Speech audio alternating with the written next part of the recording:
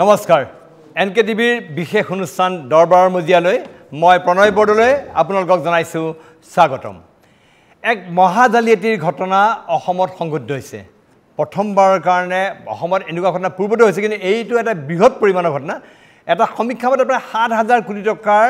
আমাৰ যিসকল বিনিয়োগকাৰী সাধাৰণ লোকৰ পৰা আৰম্ভ কৰি অভিজাত লোকলৈ এটা লুণ্ঠন হৈছে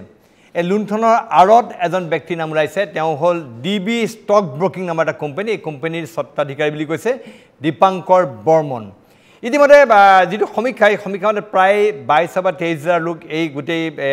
হাতত প্ৰবঞ্চিত হৈছে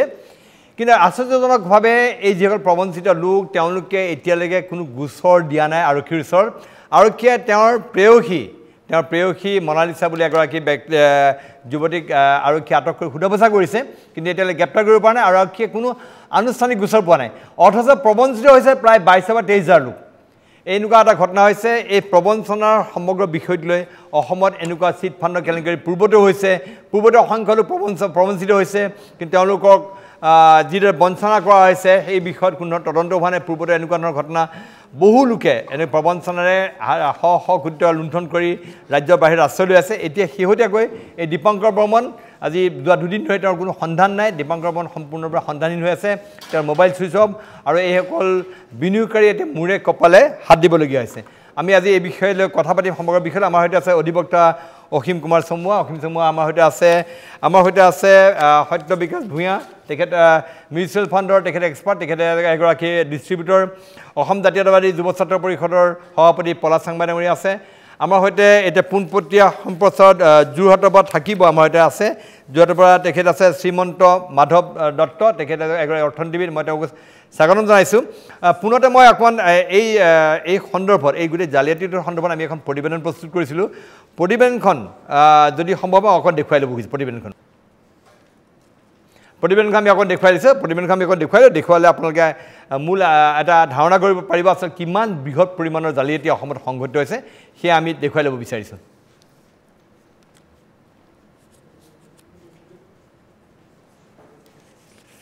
মই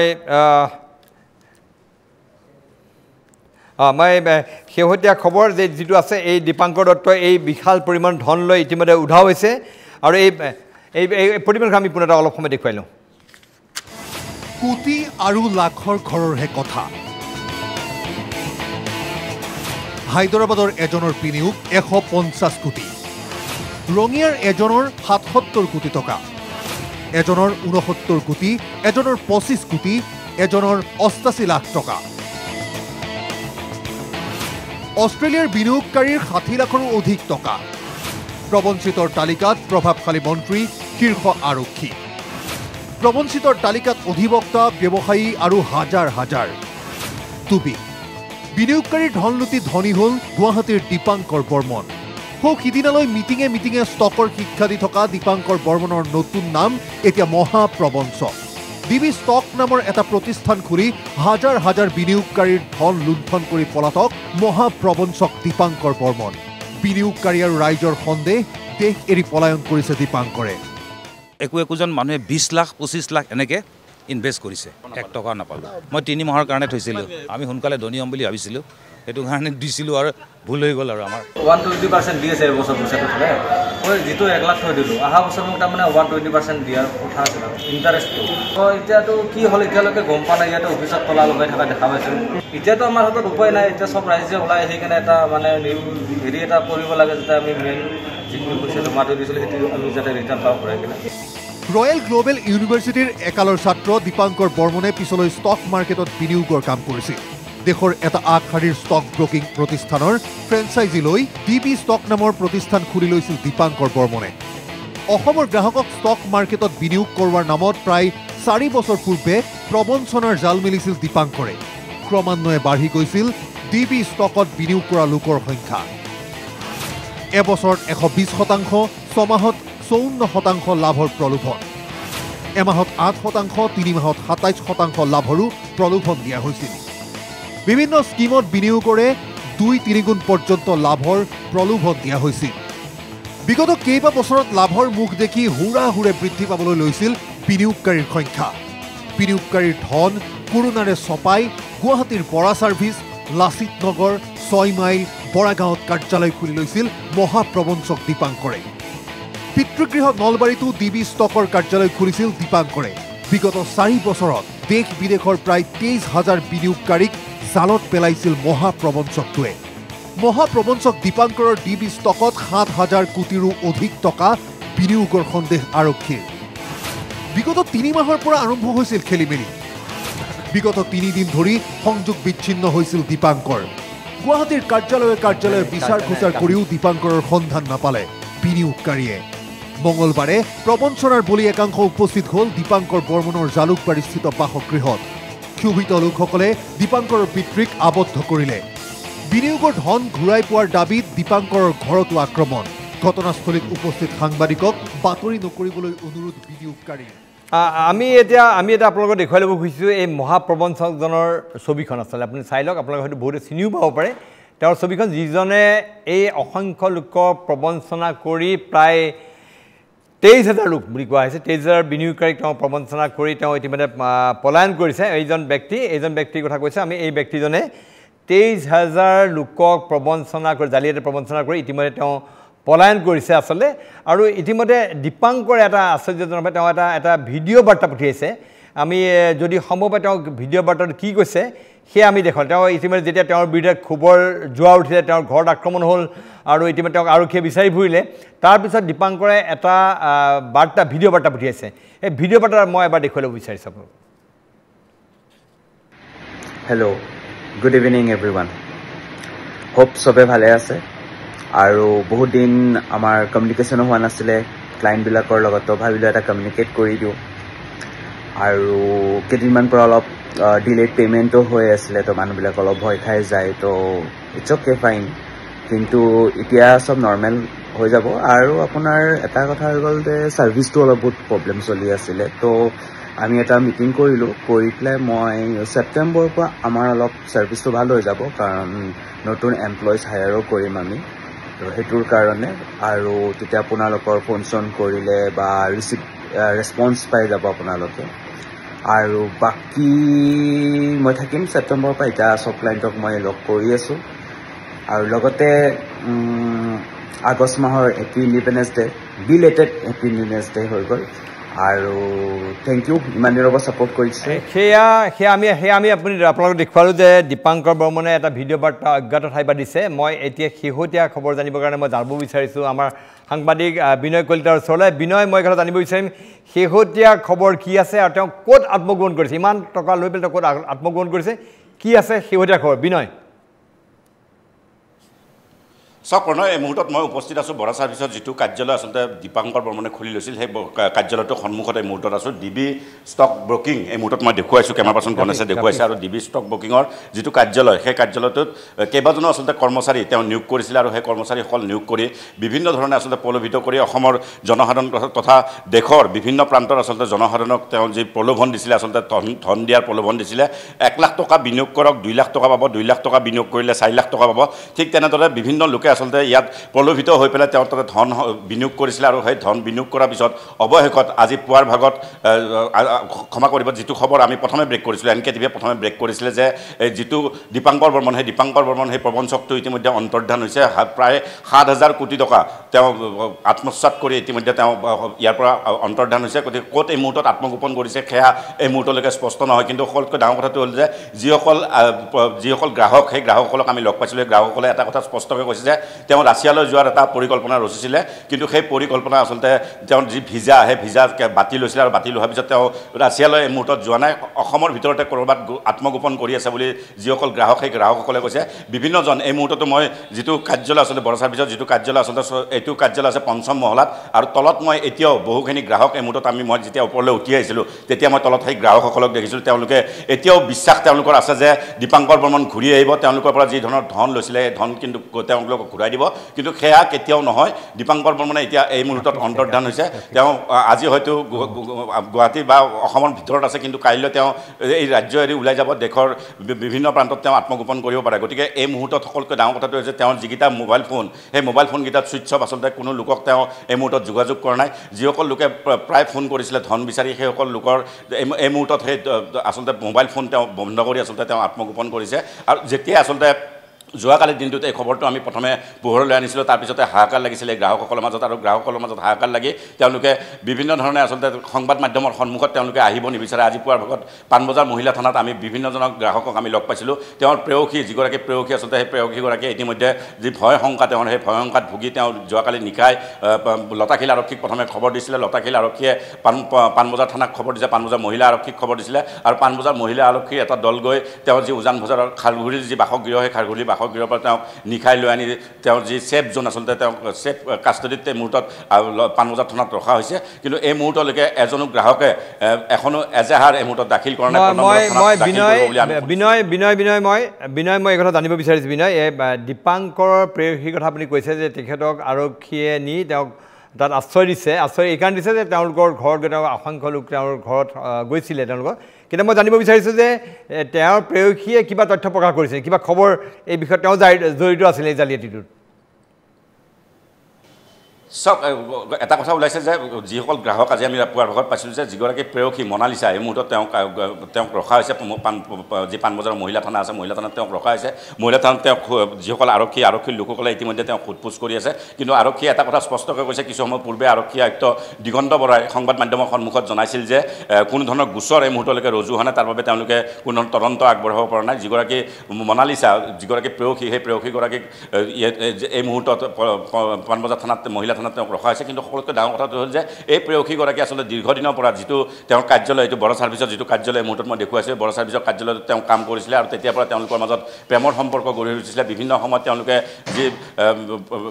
বিনোদনৰ বাবে তেওঁলোকে বিভিন্ন বিদেশলৈ ভ্ৰমণ কৰিছিলে বিদেশলৈ গৈছিলে সেই ফটো ইতিমধ্যে ভাইৰেল হৈছে সামাজিক মাধ্যমত গতিকে সেই গোটেই কথাবোৰ আচলতে যিগৰাকী প্ৰেয়সী মনালিছাই হয়তো জানে আৰু মনালিছাই এই মুহূৰ্তলৈকে কোনো কথা স্পষ্ট কৰিব বিচৰা নাই আৰু সেই কথা যে মনালিছাই জানে সেইবাবে আচলতে মনালিছাই ভয় শংকাত ভুগিছিলে আৰু নিশাই আচলতে আৰক্ষীক খবৰ দিছিলে আৰক্ষীক খবৰ দিয়াৰ পিছত তেওঁ যি খাৰঘূলিৰ যিটো বাসগৃহ সেই বাসগৃহৰ পৰা আচলতে পাণবজাৰ মহিলা থানাৰ আৰক্ষীয়ে গৈ পেলাই তেওঁক নিশাই লৈ আনি ছেফ কাষ্টডিত তেওঁক ৰখা হৈছে গতিকে এই মুহূৰ্তত মনালিছাই এই সমগ্ৰ বিষয়টো জানে এই পৰিকল্পনাৰ আঁৰত কি আছে সেই সকলোখিনি কথা জানে জুলাই মাহলৈকে ধন যি বিনিয়োগ কৰিছিল গ্ৰাহকসকলে সেই ধন তেওঁলোকে সময়ত পাই আছিলে কিন্তু জুলাই মাহৰ পৰা তেওঁলোকে ধন পোৱা নাছিলে তাৰপিছতে তেওঁলোকৰ মাজত হাহাকাৰ লাগিছে বিভিন্ন সময়ত ধন বিচাৰি এই কাৰ্যালয়টোলৈ বহু লোক আহিছিলে কিন্তু তেতিয়া আচলতে যিসকল ইয়াত কৰ্মচাৰী থাকে সেই কৰ্মচাৰীসকলে যিজন দীপাংকৰ বৰ্মনক যোগাযোগ কৰিবলৈ কয় এনেধৰণৰ কথাবোৰত তেওঁলোকৰ সন্দেহ উপজিছিল কিন্তু তাৰপিছতে শেহতীয়াকৈ যোৱাকালি পুৱাৰ পৰা আচলতে নিখোজ হৈ আছে যিজন দীপাংকৰ বৰ্মনৰ কথা কৈছে দীপাংকৰ বৰ্মন ইতিমধ্যে প্ৰমণ চক্ৰটো নিখোজ হৈ আছে আৰু নিখোজ হোৱাৰ পিছত আচলতে হাহাকাৰ লাগিছে সেইসকল গ্ৰাহকৰ মাজত মই কৈছোঁ যে প্ৰায় 7,000 কোটি টকা লৈ অন্তৰ্ধান হৈছে এজন দীপাংকৰ বৰ্মনে গতিকে দীপাংকৰ বৰ্মনৰ পৰা সকলোৱে এই মুহূৰ্তত আশাবাদী যে সেই ধন তেওঁলোকে ঘূৰাই পাব কিন্তু এই মুহূৰ্তত সকলোতকৈ ডাঙৰ খবৰটো হ'ল যে দীপাংকৰ বৰ্মন আৰু কেতিয়াও হয়তো ঘূৰি নাহিব আৰক্ষীয়ে তেওঁক ধৰিব লাগিব আৰক্ষীয়ে ধৰাৰ পিছত তেওঁ জেললৈ যাব জেলৰ পৰা তেওঁ ওলাই আহি সেই টকাৰে পুনৰ তেওঁ এটা নতুন ঠিক আছে বিনয় মই এই বিষয়ে আৰু অধিক জানিম ইতিমধ্যে খবৰ আহিছে কোনো মন্ত্ৰীও ইয়াত টকা জমা কৰিছে এনেকুৱা খবৰ আহিছে প্ৰভাৱশালী লোকটো আছে কৈছে আৰক্ষী আছে তাত অধিবক্তা আছে যোনে তাত ধন বিনিয়োগ কৰিছিল আনকি দুজন মন্ত্ৰীৰ কথা ওলাইছে মই বিনয়ৰ ওচৰলৈ এই বিষয়ে অধিক কথা জানিবলৈ মই খন্তেক সময় পিছত গৈ আছোঁ ইতিমধ্যে এই সন্দৰ্ভত আমাৰ গুৱাহাটীৰ আৰক্ষী আয়ুক্ত দিগন্ত বৰাই এই সন্দৰ্ভত প্ৰতিক্ৰিয়া প্ৰকাশ কৰিছে তেওঁ মন্তব্য দিছে তেওঁনো এই গোটেই সৰ্ববৃহৎ জালিয়াতিৰ সন্দৰ্ভত কি ক'লে সেয়া আমি এবাৰ চাই লওঁ ডিবি ষ্টক নামৰ এটা কাৰ্যালয় দীপাংকৰ বৰ্মন হ'ব পাৰে এনেকুৱা এটা কাৰ্যালয় উলুবাৰীত যোৱা 3 বছৰৰ পৰা চলি আছিলে আৰু সেই কাৰ্যালয়টোৱে কোৱা মতে তেওঁলোকে মানে দাবী কৰা মতে তেওঁলোকে ষ্টক এক্সচেঞ্জত বিনিয়োগ কৰিছিলে আমাৰ কাষ্টডিত কোনো নাই কাৰণ এই সম্পৰ্কে বৰ্তমানলৈকে এতিয়াও একো অভিযোগ পুলিচৰ সন্মুখত অহা নাই এতিয়া মই অকণ দেখুৱাব খুজিম মানে যদি সম্ভৱ আকৌ মই বিনয়ৰ ওচৰত যাব খুজিছোঁ বিনয় অসমত পূৰ্বতেও এনেকুৱা ধৰণৰ জালিয়াতি অৰ্থনৈতিক জালিয়াতি হৈ আছে আৰু এই যিটো ঘটনা হ'ল এই ঘটনাটো অসমৰ আটাইতকৈ সৰ্ববৃহৎ এনেকুৱা জালিয়াতি নেকি যে ৰাইজৰ জমা ধন লুণ্ঠনৰ এইটো অসমত আটাইতকৈ সৰ্ববৃহৎ ঘটনা নেকি বিনয় হয় নিশ্চয়কৈ আপুনি যদি চাই মুদ্ৰা ইউনিপে টু ইউ ৰাংঢালী এনেধৰণৰ বহুতখিনি আমি আগতে নিউজ কৰিছিলোঁ মোৰ নিশ্চয় মনত আছে সেইবোৰৰ কথা গতিকে সেইবোৰৰ পিছত আমি যদি চাওঁ শেহতীয়াকৈ যিটো মই কৈ আছোঁ যে ডিবি ষ্টক ব্ৰকিং এই ডিবি ষ্টক ব্ৰকিংটোৱে আচলতে দীৰ্ঘ সময়ত আপুনি যদি চাই এই যিটো ডিবি ষ্টক ব্ৰকিং এই ষ্টক ব্ৰকিঙত আচলতে মন্ত্ৰী আৰক্ষী বিষয়া অধিবক্তা লগত বহুত প্ৰতিষ্ঠিত ব্যৱসায়ী এই ব্যৱসায়ীসকলে ধন বিনিয়োগ কৰিছিলে আৰু বিনিয়োগ কৰি তেওঁলোকে এই মুহূৰ্তত সেইসকলে আচলতে লাজ মানুহৰ ভয়ত কেমেৰা সন্মুখলৈ আহিব বিচৰা নাই মই কৈ আছোঁ যে মই কৈছোঁ দুজনকৈ প্ৰভাৱশালী মন্ত্ৰী এই ধন বিনিয়োগ কৰিছিলে ডিবি ষ্টক ব্ৰকিঙত তাৰপিছত আৰক্ষী বিষয়াৰ লোক ইয়াত জড়িত ধন বিনিয়োগ কৰিছিলে লগতে অধিবক্তাই ধন বিনিয়োগ কৰিছে আজি পুৱাৰ ভাগত তেওঁলোকে পাণবজাৰ থানা মহিলা থানালৈ গৈছিল তাত তেওঁলোকে ইতিমধ্যে আমাৰ সন্মুখত কেমেৰা সন্মুখত মন্তব্য ৰাখিছে গতিকে এই যি ধৰণৰ প্ৰবঞ্চনা আচলতে 7,000 কোটি টকা আচলতে 1 টকা 2 টকা নহয় 7,000 কোটি টকা লুণ্ঠন কৰিছিলে প্ৰায় আৰু এটা কথা ক'ব লাগিব যে যি লোভ আচলতে যি টোপ দিছিলে সেই টোপ আচলতে বহুত লোভনীয় আছিলে প্ৰথমতে 1 লাখ টকা 2 লাখ টকা দিব 2 লাখ দিলে 4 লাখ দিব এনেধৰণৰ টোপ দিছিলে আৰু তাৰপিছতে যিসকল লোকে এই ধন বিনিয়োগ কৰিছিল তাৰপিছত কিন্তু সেই ধন বিনিয়োগ কৰাৰ পিছত মোটা অংক যেতিয়া ধন বিনিয়োগ কৰিছিল তেতিয়া আচলতে এইজন প্ৰবঞ্চক দীপাংকৰ বৰ্মন ইতিমধ্যে অন্তৰ্ধান হৈছে প্ৰণয় ধন্যবাদ বিনয় মই বিনয়ৰ ওচৰত আকৌ এবাৰ যাম এই বিষয়লৈ অধিক কথা পাতিবৰ কাৰণে মই বিনয়ক এতিয়া বৰ্তমান ধন্যবাদ জনাইছোঁ এটা বৃহৎ খবৰ যে এই গোটেই যিটো জালিয়াতি হ'ল জালিয়াতিৰ আনকি মন্ত্ৰী আমাৰ ৰাজ্যৰ দুগৰাকী প্ৰভাৱশালী মন্ত্ৰীৰ নাম ওলাইছে তাত কেইবাগৰাকী আৰক্ষী বিষয়া আনকি উচ্চপদস্থ বিষয়া তেওঁলোকৰ তাত ধন বিনিয়োগ কৰিছিল আৰু আচৰিত ধৰণে যি ধৰণৰ তেওঁলোকক প্ৰলোভন দিয়া হৈছিল এই প্ৰলোভনৰ সহজ ধনৰ লোভত এই সকলো লোকে ভৰি দিছিলে এনেকুৱা খবৰ বহুত আছে আৰু আৰক্ষী আয়ুক্ত দিগন্ত বৰা তেখেতে আৰু কেতবোৰ কথা কৈছিল মই সেই বিষয়লৈ যাম কিন্তু মই তাৰ আগতে মই আমাৰ মাজত সত্য বিকাশ ভূঞা আছে তেখেতে যিহেতু এগৰাকী বিশেষজ্ঞ এইবিলাক বিষয়ত মই তাৰ পৰা জানিব বিচাৰোঁ এই যে যিবিলাক প্ৰলোভন হয় সহজেই এনেকুৱা এটা কথা কৈছে যে দুগুণ ধন পাব আৰু এইটো ইণ্টাৰেষ্টিং ফেক্ট যে তেওঁক দিছিল যে এমাহত 8%, 3 মাহত 27%। এনেকুৱা বেনিফিট হ'ব পাৰে যেন কোনোবা বিনিয়োগকাৰীয়ে এনেকুৱা ষ্টকতে হওক বা মিউচুৱেল ফাণ্ডত বিনিয়োগ কৰি এনেকৈ লাভৱান হ'ব পাৰে যেন কেতিয়াবা কি ক'ব বিচাৰে এই বিষয়ে নিজে চিন্তা কৰি পেলাই আগবাঢ়ো যে ছেফেষ্ট ইনভেষ্টমেণ্ট আজিৰ দিনত যদি মই কওঁ বিনিয়োগ বুলি ক'লে আপোনাৰ ষ্টেট বেংক অফ ইণ্ডিয়াৰ ফিক্সড ডিপজিট ৰেটটো যদি মই চাওঁ state bank of India fixed ডিপজিটত 1 বছৰত 6% দিয়ে 7% দিয়ে বৰ বেছি চিনিয়ৰ চিটিজেন হয়তো 7% বা 6 বা 7ৰ ভিতৰত থাকে তাৰ পইচাটো যে কোনোবাই ৰিটাৰ্ণ দিয়াৰ কথা কয় ক'ৰ পৰা দিব আজি মই খুব সৰু পাৰ্চেণ্টেজ কৈ আছোঁ 6% 7% কোনোবা এটা বেলেগ এটা বেংকে আহি পেলাই কৈছে যে মই 12% দিম বা বেংক নহৈ পেলাই কোনোবা ফিনান্সিয়েল ইনষ্টিটিউটে আহি পেলাই মই 12% বা 14% দিম চ' আমাৰ নৰ্মেল হেৰিটো হ'ল যে কি আমি যোনে 14% বা 12% দিম বুলি কয় আমি তাত যাম কিন্তু সেই মানুহ সেই এণ্টিটিটোৱে সেই অৰ্গেনাইজেশ্যনটো বা সেই ফিনান্সিয়েল ইনষ্টিটিউটটোৱে ক'ৰ পৰা সেই ৰিটাৰ্ণটো দিব মানুহে এটা চিন্তা কৰিব লাগে আমি সেই চিন্তাটো নকৰাৰ কাৰণে আজি আমাৰ এইবোৰ প্ৰব্লেমত য'ত 100% ৰিটাৰ্ণ দিব 27% ৰিটাৰ্ণ দিব আজি মই 25-26 বছৰ আগৰ কথা কওঁ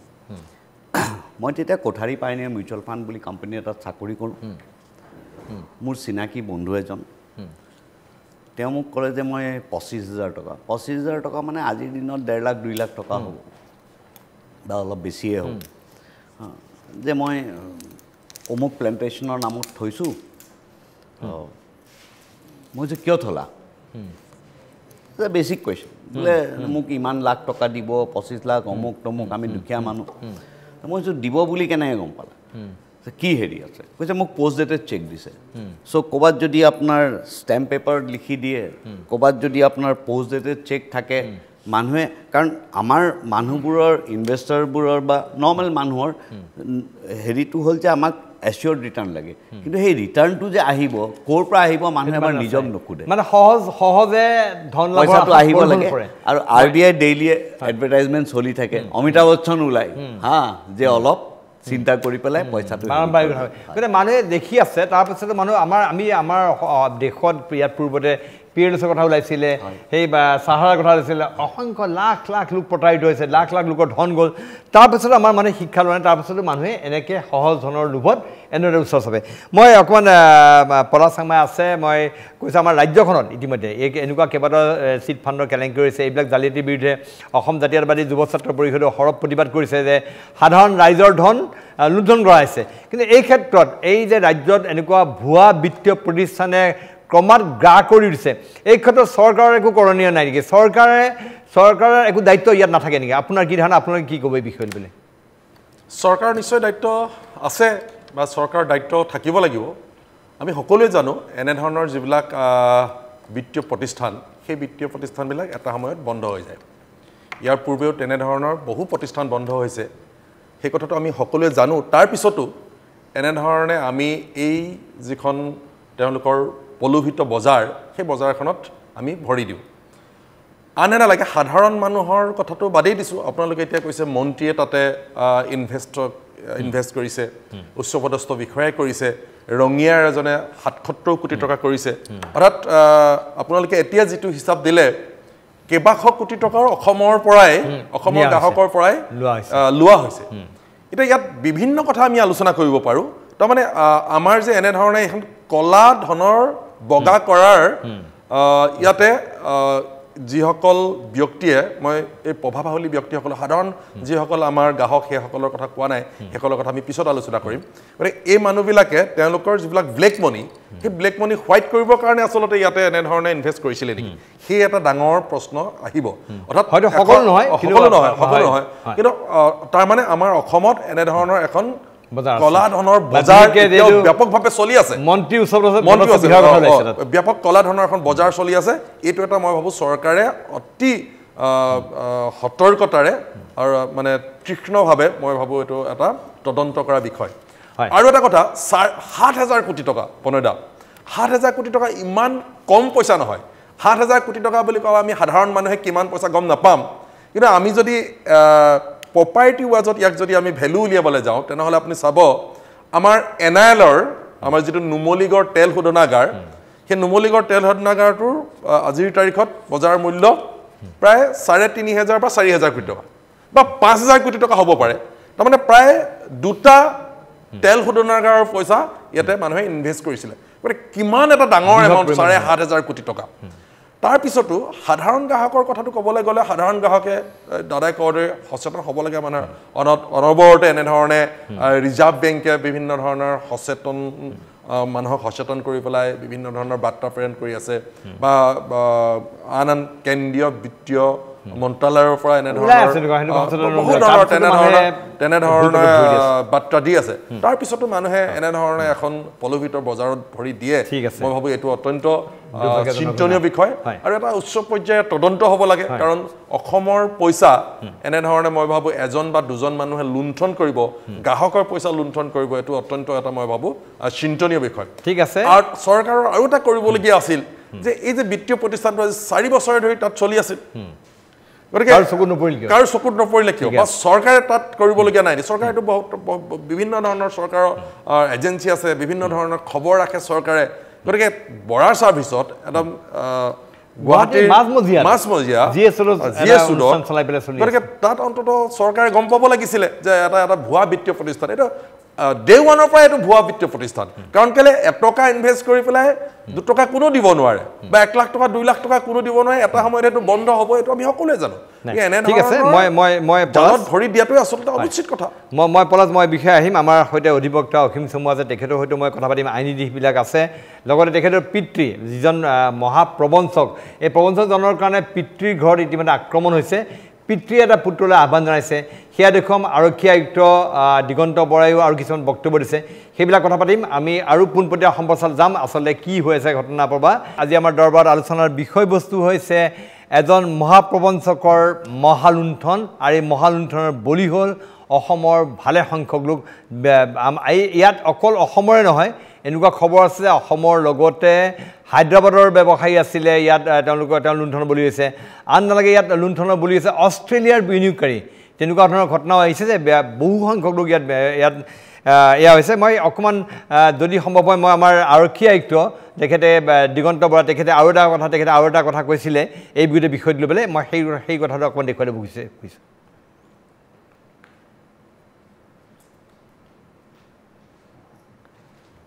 হয় যদি সম্ভৱ হয় হয় দেখিছোঁ আপোনালোকৰ সংবাদ মাধ্যমত এইটো বহুল প্ৰচাৰ হৈছে যে এটা stock broker office DB stock বুলি দীপাংকৰ বৰ্মন ষ্টক এই সংস্থাটোৱে গুৱাহাটীৰ উলুবাৰীত যোৱা 3 বছৰৰ পৰা এটা কাৰ্যালয় পাতি তাতে তেওঁলোকে বিভিন্ন বিনিয়োগকাৰীৰ পৰা ধন লৈ আছে আৰু সেই ধন লৈ তেওঁলোকে ক'ৰবাত বিনিয়োগ কৰিছে যোৱাকালি ৰাতি বহুতো এনেকুৱা বিনিয়োগকাৰী এগৰাকী মহিলাৰ বাসস্থানত গৈ সেই মহিলাৰ বাসস্থানৰ বাহিৰত তেওঁলোকে এক হুলস্থুলীয়া পৰিৱেশ সৃষ্টি কৰে আৰু সেই মহিলাগৰাকী নিজেই আহি থানাত হাজিৰ হয় যে মোক সুৰক্ষা লাগে আৰু আমাৰ থানাৰ কৰ্তৃপক্ষই এই মহিলাগৰাকীক এক সুৰক্ষিত স্থানত ৰাখে প্ৰাথমিক যিখিনি আমাৰ তথ্য হাতত পৰিছে তাৰ পৰা দেখা গৈছে যে DB ষ্টক যিটো এটা কাৰ্যালয় চলি আছিলে সেই কাৰ্যালয়ে গুৱাহাটীৰ লগতে আশে পাশে বহুতো জিলাৰ বহুতো বিনিয়োগকাৰীৰ পৰা ধন লৈছে আৰু ক'ৰবাত বিনিয়োগ কৰিছে কিন্তু এতিয়ালৈকে এনেকুৱা কোনো বিনিয়োগকাৰীৰ পৰা আমি পুলিচ কৰ্তৃপক্ষই কোনো ধৰণৰ একো কমপ্লেইন বা FIR পোৱা নাই যদি আমি কোনোবা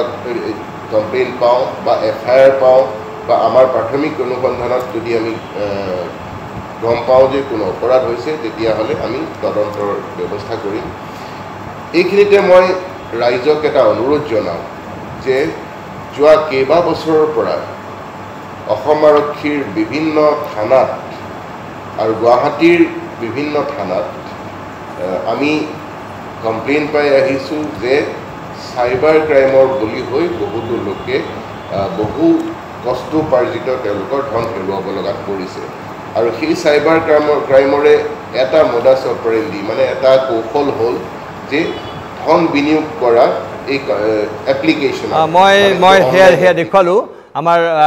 গুৱাহাটী আৰক্ষী আয়ুক্ত দিগন্ত বৰাৰ ভাষ্য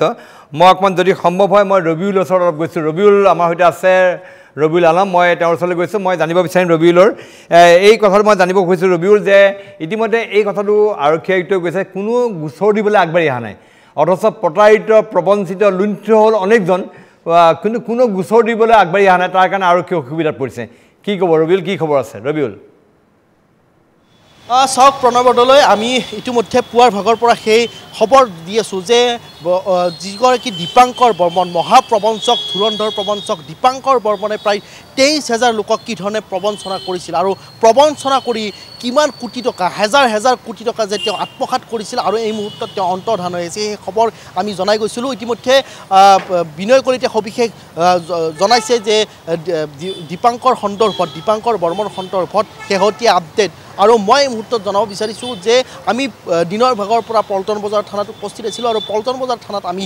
যথেষ্ট লোকক দেখিবলৈ পাইছিলোঁ যথেষ্ট গ্ৰাহক যিসকল গ্ৰাহক ইতিমধ্যে সেই প্ৰবঞ্চনাৰ বলি হৈছিল সেই গ্ৰাহকসকল আহি পল্টন বজাৰ থানাত ভিৰ কৰিছিল আৰু তেওঁলোকে এজাহাৰ দিয়াৰ বাবে তেওঁলোকে প্ৰস্তুতি চলাইছিল কিন্তু লক্ষণীয়ভাৱে সেই গ্ৰাহকসকলে পৰৱৰ্তী সময়ত তেওঁলোকে এজাহাৰ দাখিল কৰাৰ পৰা বিৰত থাকিল তেওঁলোকে এসপ্তাহ সময় ল'লে যে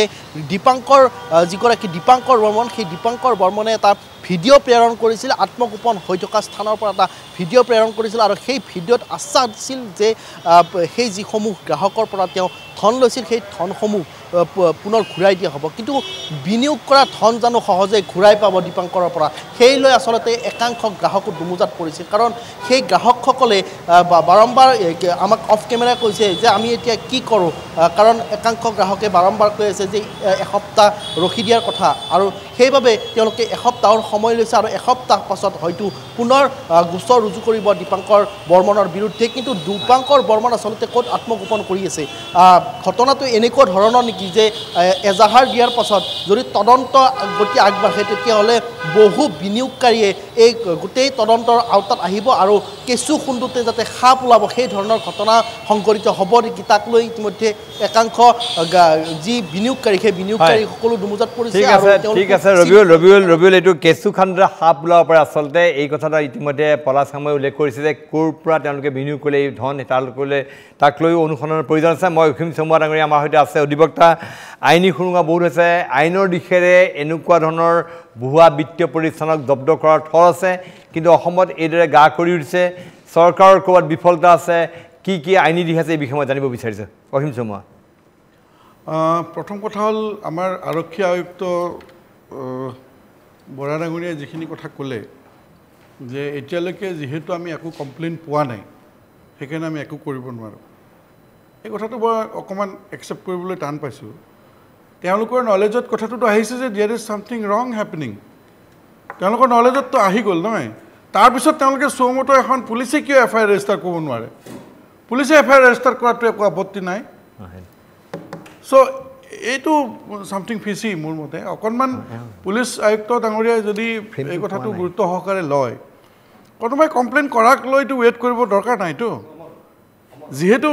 আজি প্ৰচাৰ মাধ্যমত আহিছে নিউজ পেপাৰত ওলাইছে টিভিত অন কেমেৰা হাজাৰ শ মানুহে কথা কৈছে that is sufficient to start an investigation তেওঁলোকে ইনভেষ্টিগেশ্যন কৰিবৰ কাৰণে এফআইআৰ দিবলৈ কোনোবা আহিব এফআইআৰ দিব তেতিয়া কৰিব নেকি তাৰ আগতে পুলিচে চৌমতো এফআইআৰ এখন ল'ব নোৱাৰে নেকি পাৰেতো এইটোতো আইনটো এইটো আইন আৰু পুলিচ আয়ুক্তক কোনোবাই শিকাব লাগে বুলি মই নাভাবোঁ তেওঁলোকে জানে কৰা নাই এক নম্বৰ কথা দ্বিতীয় কথা যেতিয়াই কোনোবা এটা অৰ্গেনাইজেশ্যনে কিবা এটা প্ৰতিষ্ঠান এটাই কিবা এটা বিজনেছ আৰম্ভ কৰে তেওঁলোকে ট্ৰেড লাইচেঞ্চ লয় ট্ৰেড লাইচেঞ্চত তেওঁলোকে উল্লেখ কৰিব লাগে কি ব্যৱসায় কৰিব যে ট্ৰেড লাইচেঞ্চ তেওঁলোকে ল'ব তেওঁলোকেতো ক'ব যেতিয়া ষ্টক ব্ৰকিঙৰ অফিচ বা ফাইনেন্সিয়েল লেনদেন হ'ব ষ্টক ব্ৰকিং মানে তেতিয়া সেই কথাটো মিউনিচিপাল অফিচৰ পৰা কিয় পুলিচলৈ নাযায় বা কনচাৰ্ণ এনেকুৱা ডিপাৰ্টমেণ্টলৈ হোম ডিপাৰ্টমেণ্টলৈ কিয় নাযায় যে ইয়াতে এটা এনেকুৱা অফিচ আছে যিয়ে ষ্টক ব্ৰকিঙৰ কাম কৰি আছে ষ্টক ব্ৰকিং মানে ফাইনেন্সিয়েল ইনভলভমেণ্ট যদি ফাইনেন্সিয়েল ইনভলভ আৰু এনেকুৱা নহয় যে এইটো প্ৰথম আজি এটা অসমত বা ভাৰতবৰ্ষত এইটো এটা প্ৰথম ঘটনা ঘটিছে শ কোম্পানীয়ে লাখ কোটি টকা লুটি লৈ অসমততো এভৰিডে হৈ আছে তাৰ পিছতো কিয়নো চৰকাৰখনৰ এটা মেকানিজম কিয়নো তৈয়াৰ কৰা নাই মই আজি চৰকাৰ ফেইল কৰিছে বুলি কোৱা নাই এইটো বহুত দিন আগৰ পৰা হৈ আছে সাহাৰা ইণ্ডিয়াৰ পৰা আৰম্ভ কৰি পিয়াৰলেছ হেন তেন কিমান যে কোম্পানী গ'ল কিমান যে কোম্পানীয়ে হাজাৰ কোটি টকা লুটিলে কিন্তু এতিয়াও এটা ইফেক্টিভ এটা মেকানিজম এটা মেচিনাৰী এতিয়ালৈকে চৰকাৰখনে এক্সিকিউট কৰিব নোৱাৰিলে এই যিটো দীপাংকৰ বৰ্মনৰ কেছটোত চাংমাই ডাঙৰীয়াই ৰাইটলি কৈছে কিয় এইটো ইনভেষ্টিগেশ্যনটো ইমান প্ৰম্পটলি হোৱা নাই এইকাৰণে হোৱা নাই যে ইয়াত কেছ ইনভলভমেণ্ট বহুত আছে আজি যদি কোনোবাই 10 লাখ টকা চেকত দিছে আৰু 10 লাখ টকা হয়তো কেছত দিছে দ্যাট ইজ নট একাউণ্টেড মানি চ' আজি যদি তেওঁ সেইটো ওলাই যোৱাৰ লগে লগে তেওঁতো ইনকাম টেক্সে ধৰিব আজি ইনকাম টেক্স ডিপাৰ্টমেণ্টেওতো এইবিলাক নিউজ দেখি আছে তেওঁলোকেওতো চৌমতো এটা কেছ ল'ব পাৰে কমপ্লেইন মই এটা কথা কওঁ আইনত ক'তো সুৰুঙা নাই দেই আইনত চবকে পাৱাৰ দিয়া আছে এক্সিকিউটিভছক গতিকে মানে কামটো কৰিব লাগে মেকানিজমটো থাকিলে হৈ গ'ল আইনত পাৱাৰ দিয়া আছে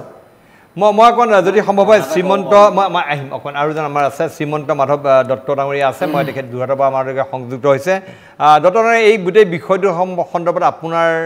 প্ৰাথমিকভাৱে আপোনাৰ কি ক'বলগীয়া আছে গোটেই বিষয় আপুনি জানিছে গম পাইছে গোটেই বিষয়টো কি ক'ব অক্ষয় কুমাৰ সুনীল চেত্ৰী আৰু পৰেশ ৰাৱাল অভিনীত এখন বোলছবি আছিলে ফিৰ হেৰা ফেৰী এই ফিৰ হেৰা ফেৰী এখন এতিয়া আমাৰ এইটো অসমীয়া ভাৰ্চনটো হৈছে এইটো যিটো ডিবি ষ্টক এক্সচেঞ্জ কোম্পানী যিটো লুণ্ঠন সেইটো ফিৰ হেৰা ফেৰী নিচিনাই হৈছে আৰু মানুহে ভুলৰ পৰা কোনো ধৰণৰ শিক্ষা লোৱা নাই মানে অতি আচৰিত যে সেবিৰ ফালৰ পৰাই হওক ৰিজাৰ্ভ বেংক অফ ইণ্ডিয়াৰ ফালৰ পৰাই হওক বাৰম্বাৰ মানুহক সতৰ্ক কৰি থকা হয় মানুহৰ হাতে হাতে মোবাইল আছে মানুহৰ ঘৰে ঘৰে টিভি আছে বাতৰি কাকতত সদায় বিজ্ঞাপন দিয়া হয় যে এনেধৰণৰ ভুৱা বিত্তীয় প্ৰতিষ্ঠানৰ পৰা মানুহ সদায় সজাগ আৰু সচেতন হ'ব লাগে তাৰ পাছতো কিয় সদায় প্ৰবঞ্চনা জালখনত ভৰি দিয়ে আমি ধৰিব নোৱাৰোঁ দ্বিতীয়তে কথাটো হৈছে আমাৰ 70 ক্ষমা কৰিব 7,000 কোটি টকা বৰ সৰু পইচা নহয় আমাৰ পলাশ চাংমাইদেৱে হয়তো কথাটো কৈছে যে এইটো আমাৰ NRLৰ যিটো মূল্য NRLৰ মূল্যৰ প্ৰায় দুগুণ ঠিক তেনেদৰে ৭,০০০ কোটি টকাত আমাৰ ব্ৰহ্মপুত্ৰৰ ওপৰত ৪ বা ৫খন দলং নিৰ্মাণ হ'ব সেই ৭,০০০ কোটি টকাটো বৰ কম মূল্য নহয় সেই অসমৰ দৰে এখন উন্নয়নশীল ৰাজ্যত ৭,০০০ কোটি টকা লুণ্ঠনটো আচলতে অতি চিন্তনীয় বিষয় তাৰপিছত আমাৰ অসম আৰক্ষীৰ আয়ুক্তগৰাকীৰ যিটো ভাষ্য যে কোনেও আমাক এতিয়ালৈকে এজাহাৰ এখন দিয়া নাই আমাৰ ষ্টুডিঅ'ত বহি থকা আমাৰ অধিবক্তাগৰাকীয়ে যিটো কথা কৈছে আমি সম্পূৰ্ণ একমত কিয়নো ইয়াতকৈ অতি সৰু সৰু গোচৰত আমাৰ অসম আৰক্ষীয়ে নিজে চৌমুটো গোচৰ লোৱা হয় নিজাববীয়া গোচৰ তেওঁলোকে পঞ্জীয়ন কৰি বিচাৰ তদন্ত আগবঢ়াই নেকি কিন্তু এই কেছটোত এই কাৰণে ওলোৱা নাই হয়তো এই কেছটো যদি অনুসন্ধান কৰে ভালদৰে অনুসন্ধান কৰে হয়তো অসমৰ বহুতো ৰৌ বৰালি হাতত পৰিব কিয়নো এইসমূহত বিনিয়োগ কৰা ৭,০০০ কোটি টকাত বিনিয়োগ কৰা বেছি সংখ্যকৰে যিখিনি টকা সেইখিনি হয়তো আয় বহিৰ্ভূত টকা যিখিনি হয়তো আমি কোলা টকা বুলি ভাবিব পাৰোঁ ইয়াত ব্যৱসায়ীৰ পৰা আদি কৰি ৰাজনীতিবিদৰ পৰা আদি কৰি বিভিন্ন ব্যৱসায়ী মন্ত্ৰী আমোলাৰ হয়তো টকা বিষয়াৰ টকা ইয়াত নিহিত হৈ আছে আৰু সেই কথাখিনি হয়তো অসম আৰক্ষীয়েও গম নোপোৱা নহয় কাৰণ যিহেতু ২০১৮ চনৰ পৰা এটা বিত্তীয় প্ৰতিষ্ঠানে গুৱাহাটীৰ মাজমজিয়াত বহি অসমক টাৰ্গেট কৰি তেওঁলোকে লুণ্ঠন চলাই আছে আৰু এই বিষয়সমূহ যদি অসম আৰক্ষীয়ে এতিয়া এনেকুৱা ধৰণৰ যদি মানে পালমৰা ধৰণৰ কথা ক'বলৈ হয় তেতিয়াহ'লেতো আমি আৰক্ষীৰ ওপৰত বিশ্বাস নকৰিম সেইকাৰণে এই বিষয়টো অসম চৰকাৰে অতি গুৰুত্ব সহকাৰে লৈ CBI হাতত অৰ্পণ কৰিব লাগে কাৰণ এই বিষয়টোৰ পৰা বহুত ধৰণৰ অত্যাধিক তথ্য ৰাইজৰ সন্মুখলৈ আহিব আৰু অত্যাধিক মানুহ এই বিষয়টো সন্মুখলৈ আহিব কেৱল যিজন কি বৰ্মন দীপাংকৰ বৰ্মনে জগৰীয়া নহয় ইয়াৰ লগত আৰু বহুত মানুহ জড়িত হৈ আছে আৰু সেইসমূহ মানুহ তদন্তৰ আওতালৈ আহিব লাগে আৰু দৃষ্টান্তমূলক শাস্তি হ'ব লাগে আজিলৈকে কোনো বিত্তীয় প্ৰতিষ্ঠানত ধন বিনিয়োগ কৰা এনেধৰণৰ স্কেম হোৱাৰ পিছত কোনো মানুহে পইচাও ঘূৰাই পোৱা নাই আৰু কোনো মানুহে এনেকুৱা ধৰণৰ দৃষ্টান্তমূলক শাস্তিও পোৱা নাই আপুনি নিখনে আমাৰ ৰাজ্যত যিটো যিটো সৰ্ববৃহৎ যিটো স্কেম হ'ল এই স্কেমৰ আণ্ডাৰত ইতিমধ্যে অসংখ্য লোক প্ৰবঞ্চিত হৈছে আমি অকণমান এনেকুৱা প্ৰবঞ্চিত হোৱা কেইবাজনো লোকৰ আমি ভাষ্য আমি দেখুৱাম আজি আমি দৰবাৰত আলোচনা কৰি আছোঁ আমাৰ ৰাজ্যত সংঘটিত সৰ্ববৃহৎ বিত্তীয় জালিয়াতি যিটো প্ৰবঞ্চনা লুণ্ঠন এই ঘটনাৰ বিষয়ে আমি পাতি আছোঁ মই অকণমান দেখুৱাব খুজিছোঁ এই যিটো ঘটনা আমি কৈ আছোঁ যে দীপাংকৰ বৰ্মনৰ DB ষ্টক যিটো আছিলে তেওঁলোকৰ সেই কোম্পানীটোৰ দ্বাৰা কিমান সংখ্যক প্ৰবঞ্চিত হৈছে হিচাপ নাই কিন্তু তাৰে কেইগৰাকী মানে যদিও তেওঁলোকে আৰক্ষীৰ ওচৰত গোচৰ দিয়া নাই তেওঁলোকে বক্তব্য ৰাখিছিলে কি কৈছিলে সেয়া আমি দেখুৱাব বিচাৰিছোঁ চাই লওক একোজন মানুহে 20 লাখ 25 লাখ এনেকৈ ইনভেষ্ট কৰিছে 1 টকা নাপালোঁ মই 3 মাহৰ কাৰণে থৈছিলোঁ আমি সোনকালে ধনী হ'ম বুলি ভাবিছিলোঁ সেইটো কাৰণে দিছিলোঁ আৰু ভুল হৈ গ'ল আৰু আমাৰ 120% দি আছে এবছৰ পইচাটো থ'লে মই যিটো 1 লাখ থৈ দিলোঁ অহা বছৰ মোক তাৰমানে 120% দিয়াৰ কথা আছিল ইণ্টাৰেষ্টটো এতিয়াতো কি হ'ল এতিয়ালৈকে গম পোৱা নাই ইয়াতে অফিচত তলা লগাই থকা দেখা পাইছোঁ এটা মই এইবোৰ কথা এনেকৈ নিউজত ক'ব প্লিজ ক'ব নোৱাৰোঁ মই জড়িত হয় মই দীপাংকৰ মোক কোন হেনে দীপাংকৰ লগত আছে অভিয়াছলি থাকিব দীপাংকৰ যদি পইচা ইনভেষ্ট কৰিব যাওঁ চব ফটো থাকে দীপাংকৰ লগত মই মোৰ ফালৰ পৰা কৈছোঁ 18 লাখ মোৰ এজন চিনাকি মোৰ থ্ৰুদি আহিছে তেওঁ কৰিছে 60 লাখ টোটেল 80 লাখছে ধৰক সমগ্ৰ অসমত দাদা আমি এতিয়া জানালৈকে তেওঁ 23,000ৰ ওপৰ ইনভেষ্ট কৰিছে মানুহে পইচা ইনভেষ্ট কৰিছে অকল অসমৰ সবতছে হাইয়েষ্ট পইচা ইনভেষ্ট কৰিছে অসমৰ এনে কাবাৰ বোলে 50 কাবাৰ বোলে 69 কাবাৰ বোলে কিবা সেনেকুৱা ফোন কালিলৈকে ফোনটো আছিলে ৰিং কৰিছিলে কিন্তু আজি মানে আপোনালোকে দেখিলে যে কেনেকৈ তেওঁলোক বিনিয়োগকাৰীসকল প্ৰতাৰিত হৈছে মই অকণমান আকৌ এবাৰ মই যাব বিচাৰিছোঁ আমাৰ সৈতে আছে বিনয় কলিতা আমাৰ বিনয় কলিতা এই কথা জানিব বিচাৰিম বিনয় কলিতা অসংখ্য লোক ইয়াতে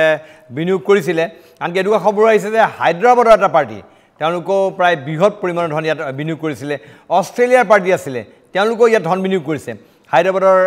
ব্যৱসায়ীজন ইয়ালৈ অহা কথা আছে কি হৈছিলে কিমান লোকে কৰিছে এই বিষয়ে অলপ জানিব বিচাৰিছে বিনয় হয় নিশ্চয়কৈ আচলতে এগৰাকী মহিলা আজি পুৱাৰ ভাগত তেওঁ পাণবজাৰ মহিলা থানালৈ আহিছিল তেওঁ এটা কথা স্পষ্টকৈ কৈছে যে এজন অষ্ট্ৰেলিয়াৰ লোকে 60 লাখ টকা ইয়াত ইনভেষ্ট কৰিছিলে কিন্তু সেই টকা তেওঁ ঘূৰাই নাপালে মহিলাগৰাকীৰ সৈতে 80 লাখ টকা তেওঁলোক দুয়ো বিনিয়োগ কৰিছিলে তাৰপিছত দুজনকৈ প্ৰভাৱশালী মন্ত্ৰীৰ নাম ওলাইছে দুজনকৈ পিয়ে আচলতে তেওঁৰ এই DB ষ্টক ব্ৰকিঙলৈ আহিছিল আৰু পিয়ে দুজনে আচলতে সেই ধন বিনিয়োগ কৰিছিলে কিন্তু এই মুহূৰ্তলৈকে সেই দুজন প্ৰভাৱশালী মন্ত্ৰী কোন সেয়া মুহূৰ্তলৈকে স্পষ্ট হোৱা নাই আৰু তাতোকৈ ডাঙৰ কথা মই কৈছোঁ যে অধিবক্তা দুগৰাকীকৈ অধিবক্তায়ো ধন বিনিয়োগ কৰিছে আৰু হয়তো বহু অধিবক্তা এটা থাকিব পাৰে সকলোতকৈ ডাঙৰ খবৰটো হ'ল যে ডুমডুমা আচলতে ডুমডুমাত যিহেতু পিতৃ তেওঁ তাত কৰ্মৰত আছিলে গতিকে সেই স্থানত সবাতোকৈ আচলতে তাৰ পৰা তেওঁ ধন লুণ্ঠন কৰিছিলে আৰু সবাতোকৈ ধন লুণ্ঠন কৰা যিখন ডুমডুমাৰ পৰা তেওঁ আচলতে ধন লুটি লৈ গৈছিলে আৰু এই মুহূৰ্তত আমি কৈ আছোঁ যে যিসকল প্ৰভাৱশালী মন্ত্ৰী ইয়াত কোনো ধৰণৰ দৰিদ্ৰ লোক নাই কোনো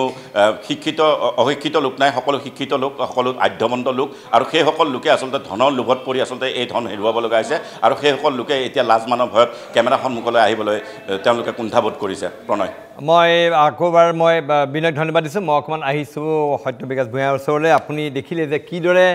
মানুহে এই ভুৱা প্ৰচাৰত ভুল গৈ এইদৰে তেওঁলোকে তাত বিনিয়োগ কৰি প্ৰবঞ্চিত হ'বলগীয়া হৈছে যে আপোনালোকে আজি ইমান দিন ধৰি এই ব্যৱসায়টোত আছে এই ব্যৱসায়টো আপোনালোকে কৰি আছে মিউচুৱেল ফাণ্ড আজিকালি যথেষ্ট মানুহে তাৰ দ্বাৰা উপকৃত হয় বুলি কয় কিন্তু ক'ৰবাত জানো ক'ৰবাত ইয়াত যিধৰণে তেওঁলোকে প্ৰলোভন দিছে এমাহত 8%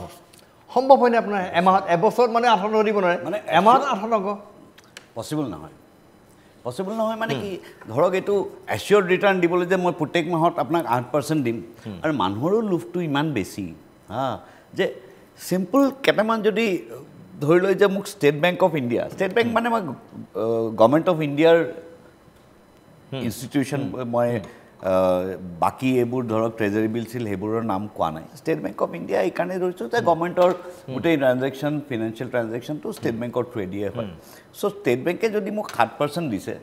বছৰটোত বেলেগ এটা সংস্থাই মোক 8% কেনেকৈ দিব মানে সেই প্ৰশ্নটো নুবুজে আৰু এই 50 লাখ 60 লাখ কোটি টকা ইনভেষ্ট কৰা মানুহবোৰতো অশিক্ষিত মানুহ নহয় যোনে 10,000 কৰিছে 20,000 কৰিছে লোভ মানে কি সেইকেইজন মানুহে লোভত কৰা নাই কিন্তু 10,000 বোলে মই 10,000 কৰিব পাৰোঁ কোনোবাই ক'লে যে এনেকুৱা এটা জেগা আছে য'ত মই দুগুণ পাওঁ 3 মাহত বা 4 মাহত দুগুণ পাওঁ সেইকেইজনৰ প্ৰতি দুখ লাগে কিন্তু যোনে 50 লাখ 60 লাখ কোটিৰ ঘৰত কৰিছে প্ৰলোভনত কৰিছে অলপতো শিক্ষা আছে মই অকণমান যদি সম্ভৱ হয় তেওঁৰ পিতৃ আৰু এটা মই কথা কওঁ প্ৰণয়দা যে আমাৰ স্কুল কলেজ এইবোৰত কিন্তু ফিনান্সিয়েল এডুকেশ্যনটো খুব দৰকাৰ আছে খুব বেছি দৰকাৰ কাৰণ একদম নাজানে মই আপোনাৰ 1996ৰ পৰা এই লাইনত আছোঁ এসময়ততো মানুহক মই যেনেকৈ বুজাব লগা আছিল আজিকালিতো বহুত ইজি 1996ত মই মানুহক যেনেকৈ বুজাব লগা হৈছিল নহয় আপুনি আচৰিত পাব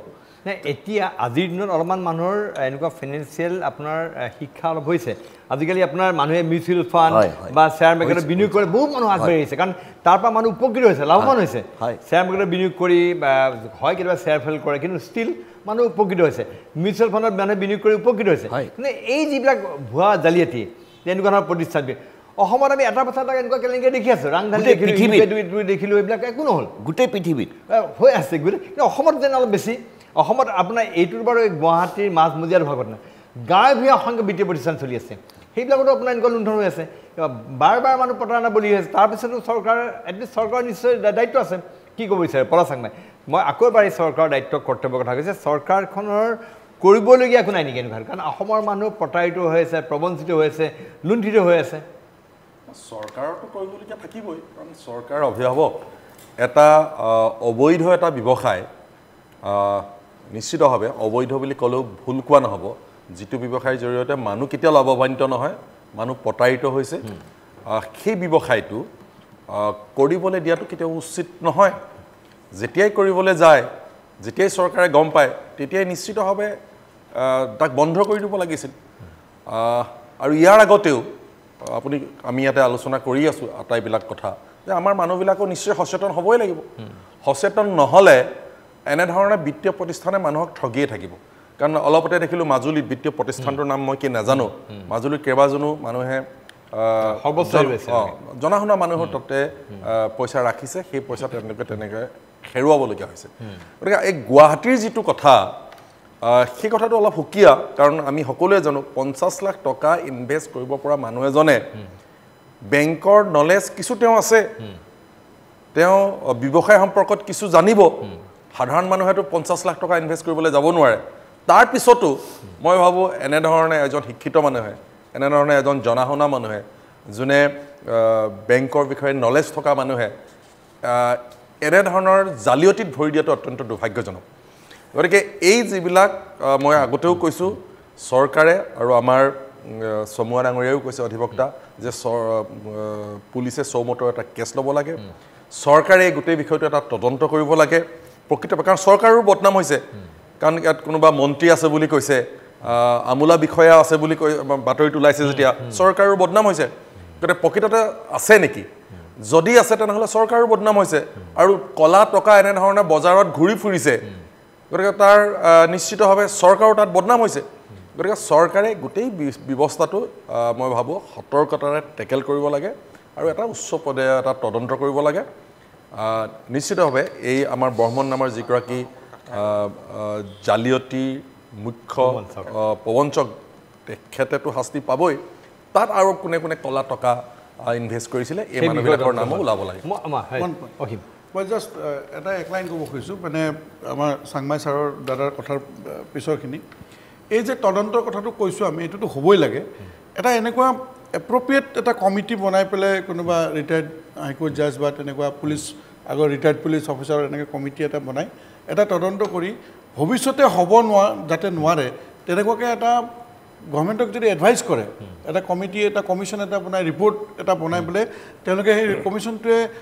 গভৰ্ণমেণ্টক ছাজেষ্ট কৰিব এডভাইচ কৰিব যে ভৱিষ্যতে এনেকুৱা ধৰণৰ কাম যাতে আৰু নহয় তাৰ কাৰণে এইখিনি ব্যৱস্থা লৈ এনেকুৱা আইন আনিব বা এটা কণ্ট্ৰলিং মেকানিজম ক্ৰিয়েট কৰিব ডেফিনেটলি পাৰি এইটো ইমান ডাঙৰ কথা নহয় আৰু সেই চৰকাৰৰ মনিটৰিঙত যাতে থাকে ষ্টক ব্ৰকিং বা stock trading is not an illegal business it's a legal business কিন্তু তাতে যদি কোনোবাই এইটো প্ৰমিছ কৰিছে যে মই ছমাহত তোক 18% দিম কিবা কি কয় 28% দিম এক বছৰত 120% দিম সেইবিলাকতো ফল্ছ প্ৰমিছ সেইখিনিতে আপোনাৰ হেৰিটো আছে ক্ৰিমিনেল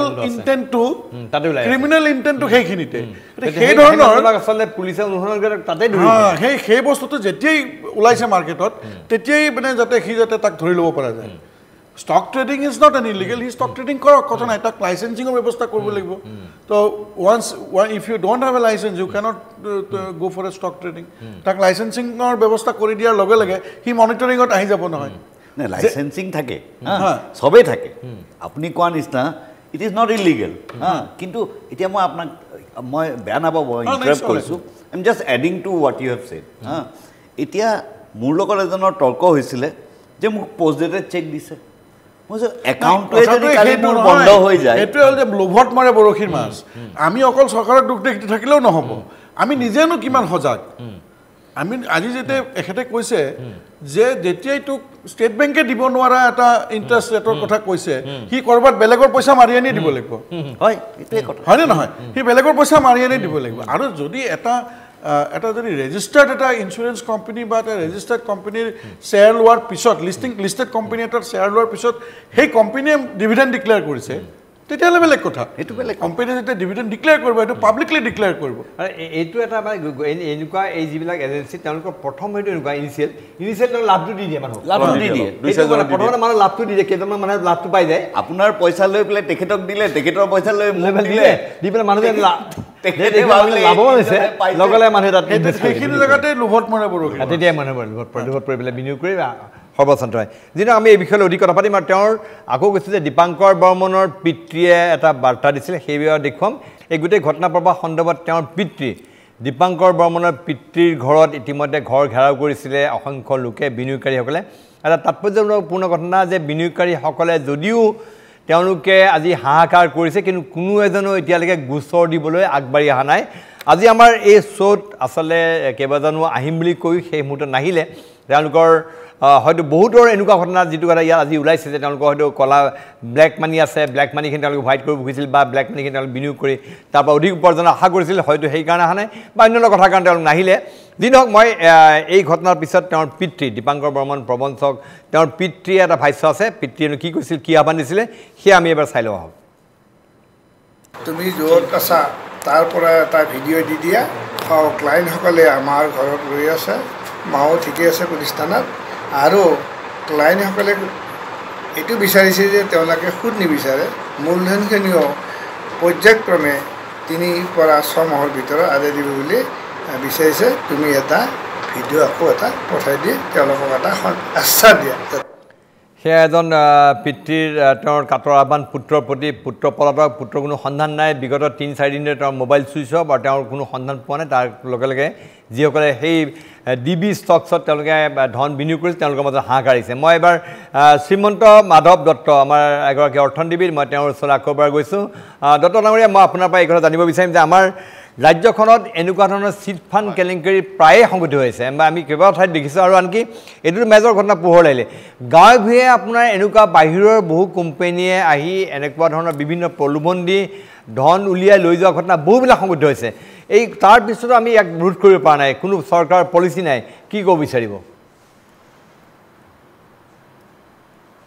আচলতে অসমখন এতিয়া মানে এনেকুৱা ধৰণৰ ঠগ প্ৰবঞ্চকৰ কাৰণে চৰণীয়া পথাৰ হৈ গৈছে আপুনি প্ৰতি মাহে আমি কাকত বা আমি আপোনালোকৰ টিভি চেনেলৰ মাধ্যমত দেখিবলৈ পাওঁ যে কোনোবা গাঁৱত এনেদৰে চিট ফাণ্ডে লুটিছে অলপ দিনৰ আগতে মাজুলীত লুটিছে যোৰহাটত লুটিছে তিতাবৰত লুটিছে আমাৰ যোৰহাটততো এনেকুৱা এটা লুণ্ঠন কাৰ্যত এখন যোৰহাটৰ আগশাৰী কলেজৰ এজন প্ৰবক্তাই এনেকুৱা ধৰণৰ লুণ্ঠনত আগভাগ লৈছিলে তাৰপিছতো এই ধৰণৰ লুণ্ঠনসমূহৰ কোনো ধৰণৰ আমি তদন্ত দেখিবলৈ পোৱা নাই আৰু যিসমূহ লুণ্ঠনকাৰী সেই লুণ্ঠনকাৰীসমূহে বিভিন্ন ক্ষেত্ৰত আইনৰ সুৰুঙা লৈ আচলতে তেওঁলোকে সাৰি যোৱা দেখা গৈছে কিন্তু এইবাৰৰ যিটো লুণ্ঠন এইবাৰৰ লুণ্ঠনটো আমি ভবাতকৈ বহুত বেছি আমি এটা কথা ইয়াৰ পৰা প্ৰতীয়মান হৈছে যে অসমত ক'লা ধনৰ যিটো ভঁৰাল আচলতে ক'লা ধনৰ ভঁৰাল বুলি ক'ব লাগিব ক'লা ধনৰ ভঁৰালটো বহুত চহকী আৰু আমাৰ অসমখন আচলতে আমি অনুন্নত বা যি বুলিয়ে নকওঁ কিন্তু অসমখন দুৰ্নীতিগ্ৰস্তৰ তালিকাত দেখিছোঁ আমি বহুত আগবাঢ়ি আছোঁ আজিৰ তাৰিখত কিয়নো বিনিয়োগকাৰীসকলৰ এইটো কম পইচা বিনিয়োগ কৰা নাই এতিয়া শুনিছোঁ যে কোনোবাই 20 লাখ কৰিছে কোনোবাই 60 লাখ কৰিছে কোটি ঘৰত বিনিয়োগ কৰিছে কাৰণ এইটো কোনোবাই নিজৰ বহুত কষ্টোপাৰ্জিত পইচা এইদৰে কোনো ধৰণৰ মানে আগপিছ নগনাকৈ তেনেধৰণে কোনো বিনিয়োগ কৰিব নোৱাৰে কাৰণ আমাৰ security exchange board of India সেবিৰ কিছুমান গাইডলাইনছ আছে ৰেগুলেশ্যন আছে সেই ৰেগুলেশ্যনবোৰ কোনো ধৰণৰ বিনিয়োগ কৰাৰ আগত আমি ভালদৰে চাব লাগিব বা সেবিৰ যিসমূহ আমাৰ ব্ৰকাৰ্ছ আছে আমি গ্ৰ'থ ৱেদি আমি ট্ৰেডিং কৰিব পাৰোঁ বা আমি জিৰ'ধা এঞ্জেল ওৱান তেনেকুৱা ধৰণৰ কিছুমান এপ আছে সেই এপসমূহৰ জৰিয়তে আমাৰ যিসমূহ বিনিয়োগসমূহ কৰা হয় সেইসমূহ আচলতে আমি চালি জাৰি আমি চাব পাৰোঁ বা এই DB ষ্টক এক্সচেঞ্জ যিটো খুলি থৈছিলে এই খুলি থওঁতে সেই সেবিৰ গাইডলাইনসমূহ ৰেগুলেশ্যনসমূহ মানি চলিছিলে নাই বা তেওঁলোকে তাত খোলোতে ট্ৰেড লাইচেঞ্চ এপ্লাই কৰোঁতে বা তেনেধৰণৰ যিখিনি অনুজ্ঞা পত্ৰ লওঁতে যিসমূহ কাগজ পত্ৰ আমি চাব লাগিছিলে সেইসমূহ প্ৰশাসনে কোনো ধৰণৰ চোৱা নাছিলে নেকি আৰু এই ক্ষেত্ৰত আমাৰ অসম চৰকাৰৰ এখন মানে বিনিয়োগ সম্পৰ্কীয় এখন কঠোৰ আইন প্ৰণয়ন কৰক যিসমূহ আইন প্ৰণয়নৰ জৰিয়তে এই বিনিয়োগ ধৰণৰ এই লুণ্ঠনবোৰ আচলতে ৰোধ কৰিব পৰা যায় আৰু মই পুনৰবাৰ অনুৰোধ জনাইছোঁ অসম চৰকাৰলৈ এই ক্ষেত্ৰত আচলতে এই কেছটো CBI এটা তদন্ত হ'ব লাগে অসম আৰক্ষীৰ অৰ্থনৈতিক অনুসন্ধান সংস্থাই বিষয়টো গুৰুত্ব সহকাৰে ল'ব লাগে আৰু যিসমূহ বিনিয়োগকাৰী ধন বিনিয়োগ কৰিছে সেই বিনিয়োগকাৰীসকলকো তদন্তৰ আওতালৈ আনক কেৱল DB ঠগ প্ৰবঞ্চক তেখেতকে আমি দুখ দি থাকিলে নহ'ব সেই বিনিয়োগকাৰীসকলো সমানেই দায়ী তেওঁলোকো জগৰীয়া তেওঁলোকো তদন্তৰ আওতালৈ আনক হয় মই আহিম আপোনাৰ ওচৰত যদি সময় হয় মই ইতিমধ্যে আমি এই গোটেই বিষয়টোলৈ যোগাযোগ কৰিছিলোঁ আমাৰ মহানগৰ আৰক্ষীৰ তেখেত আৰক্ষী আয়ুক্ত দিগন্ত বৰা লগতে আমি মুন্না প্ৰসাদ গুপ্তা তেখেতে DGP CID কিন্তু তেওঁলোকৰ প্ৰত্যেকৰে এটা সমস্যা আছে গোচৰটো নিদিয়াৰ কাৰণে আৰু সেইকাৰণে হয়তো তেওঁলোকে চাইবাৰ ক্ৰাইমৰ পৰা কৈছে এইটো গোচৰ তেওঁলোকে CIDয়ে কৰিব বা CIDয়ে কৈছে এইটো মহানগৰ আৰক্ষীৰ বিষয় এটা খেলিমেলি মাজত আছে গোটেই বিষয়টো আমি আশা কৰিছোঁ সোনকালে এই ক্ষেত্ৰত কালপিত অপৰাধী ধৰা হওক সেই কথা কামনা কৰিছোঁ আৰু মই আকৌ চাংমাই আপোনাৰ ওচৰলৈ গৈছোঁ পলা চাংমাই যে আপুনি এটা কৈছিল সৰু কিছুমান এনেকুৱা ঘটনা ধন বিনিয়োগৰ ঘটনা কিছুমান হৈ আছে বিষয়টো আচলতে বহু ক্ষেত্ৰত আমাৰ সাধাৰণ যিবিলাক ব্যৱসায়ী পথত ব্যৱসায় কৰা ব্যৱসায়ীয়ে হওক বা সৰুকৈ যিবিলাক ব্যৱসায় কৰিছে বেংকত তেওঁলোকে লেনদেন কৰাৰ যথেষ্ট বেংকেও আমি অকণমান কথাটো যদি আমি ইয়াৰ পৰা অকণমান আঁতৰি পেলাই প্ৰসংগক্ৰমে যদি আলোচনা কৰিব খোজোঁ তেনেহ'লে চাব যে বেংকে সাধাৰণতেই বেংকৰ যদি বেংক গ্ৰান্টি নাথাকে তেনেহ'লে বেংকে আমাৰ পথত ব্যৱসায় কৰা ব্যৱসায়ীসকলেই হওক বা অন্যান্য যিবিলাক সৰু সুৰা ব্যৱসায় কৰা ব্যৱসায়ীবিলাকে লোন নাপায় গতিকে তেনেস্থলত তেওঁলোকেও কি কৰিবলগীয়া হয় বিভিন্ন ধৰণৰ সোসাইটি বা 2-4জন মানুহে লগ লাগি এটা গোট গঠন কৰিছে তাৰ পৰা তেওঁলোকে লোন ল'বলগীয়া হয় গতিকে লোন ল'বলগীয়া তাতো বহুত বেছি তেওঁলোকে কি কৰিবলগীয়া হৈছে ইণ্টাৰেষ্ট দিবলগীয়া হৈছে ক'ৰবাত হয়তো 25% ইণ্টাৰেষ্ট দিবলগীয়া হৈছে বছৰত কোনোবাই 30% দিবলগীয়া হৈছে বা তাতকৈও বেছি দিবলগীয়া হৈছে ৰাজ্যৰ চুকে কোণে বিয়পি পৰিছে গতিকে কেতিয়াবা হয়তো কোনোবা এখন ছ'চাইটিয়ে কৰিছে হয় কোনোবা এখন ছ'চাইটি 8 কোটি 10 কোটি টকাও পৰ্যন্ত হয়তো সেই ছ'চাইটিখনৰ আছে কিন্তু তেনেধৰণে কোনোবা এদিনা সেই ছ'চাইটিখনো বন্ধ হৈ যাব পাৰে তেতিয়া আমাৰ এই পথপথত ব্যৱসায় কৰা ব্যৱসায়ীসকলেও তেওঁলোকৰ কষ্ট উপাৰ্জিত ধন নাইকিয়া হৈ যাব গতিকে আমাৰ দাদাই কোৱাৰ দৰে একদম চিধা চিধি মানুহে সঞ্চয় কৰিবলৈ হ'লে বেংকতে সঞ্চয় কৰিব লাগে আমাৰ আমি ষ্টেট বেংকলৈকে যোৱাটো আমাৰ কঠিন গতিকে সৰু সুৰা যিবিলাক আমাৰ বেংক আছে আমি আসাম গ্ৰামীণ বিকাশ বেংক আছে বা অন্যান্য যিবিলাক আমাৰ বেংক আছে যিবিলাক বেংকক ৰিজাৰ্ভ বেংকে অনুমোদন দিছে সেই বেংকৰ জৰিয়তেও আমি লাভৱান্বিত হ'ব পাৰোঁ মই বেংকৰ খালি বেংকতে ইনভেষ্ট কৰাৰ কথা কোৱা নাই মই কৈছোঁ সেই ৰেটটো বেঞ্চমাৰ্ক হিচাপে ল'ব লাগে যে এইটো আমাৰ মাপদণ্ড নাই মই বুজিলোঁ আজিৰ দিনত বেংকত ৰোৱাতকৈ আপুনি বহুত সময় বহুত মানে কৈছে মিউচুৱেল ফাণ্ডত থৈ শ্বেয়াৰ মাৰ্কেটত থ'ব পাৰে চবতে থ'ব পাৰে খালি মোৰ কথাটো হ'ল যে যদি মই মাপদণ্ডটো 7-8% লওঁ কোনোবাই যদি কয় মোক 150% দিব সেইটো মানুহ বুজিব লাগিব নিজে ভাবিব লাগে একদম এক লাইনৰ কথাটো এনেকুৱা যে আমি সজাগ হ'বই লাগিব আৰু এই সজাগতাৰ পিছতো যদি কোনোবাই ভুল কৰি জুইত জপিয়াই দিয়ে তেতিয়াহ'লেতো উপায় নাই কিন্তু চৰকাৰেও এট দ্য ছেইম টাইম ঠিক আছে আমি সচেতন হ'ব লাগিব সজাগ হ'ব লাগিব আৰু এই ক্ষেত্ৰত অসম আৰক্ষীৰ দায়িত্ব আছে অসম আৰক্ষীৰ অৰ্থনৈতিক অপৰাধ অনুসন্ধান শাখা আছে সেইবিলাকৰ দায়িত্ব আছে আশা কৰোঁ এই মহাপ্ৰবঞ্চক জালত পৰক আৰু এই ৰাইজৰ পৰা ইমান বৃহৎ সংখ্যক ধন লৈ উধাও হোৱা এই প্ৰবঞ্চকক কৰায়ত্ব কৰক আৰু এই এনেকুৱা ধৰণৰ জালিয়াতিৰ অৱসান হওক এই কামনাৰে মই আটাইকেইগৰাকী পেনেলিষ্টক মই আন্তৰিক ধন্যবাদ জ্ঞাপন কৰি আমাৰ এই বিশেষ অনুষ্ঠান দৰবাৰ মজিয়াৰ পৰা মই প্ৰণয় বৰদলৈ বিদায় লৈছোঁ ধন্যবাদ